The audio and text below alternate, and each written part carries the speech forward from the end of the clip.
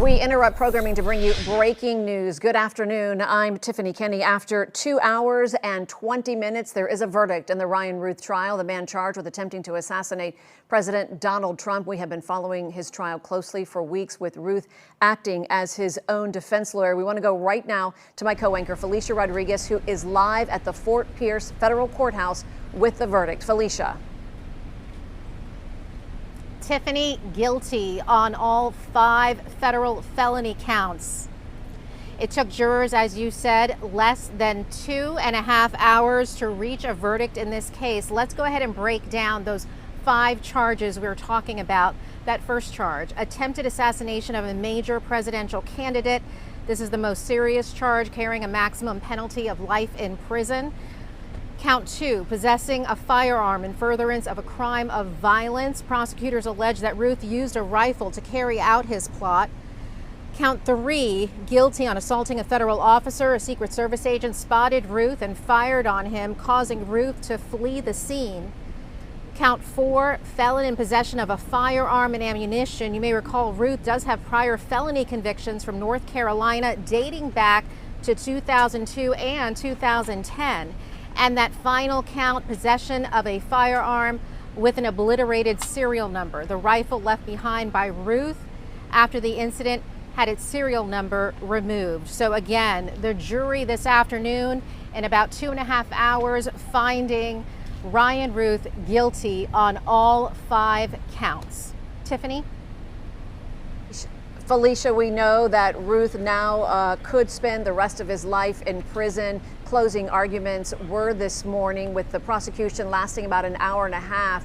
And Ruth, I know that you were there in the courthouse. You listened to those closing arguments. He had to the judge had to bring him back to focus in on his closing arguments. He represented himself, and he argued, you talked about this at noon, he argued that he never intended, that was his argument, that he never intended to actually pull the trigger and assassinate President Donald Trump. Yeah, you're correct. You know, Ryan Ruth's closing arguments basically centered on intent, and he was trying to persuade the jury that he could not go through with it. He said, certainly you can plan for decades, but if you don't have the cold heart to do it, the capacity to kill someone, that's how he described it.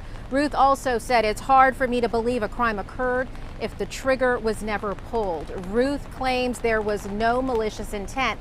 And like you said, at one point, Judge Cannon did get stern with him and gave Ryan Ruth a final warning, telling him he has to stick to the evidence that's already been presented in this case.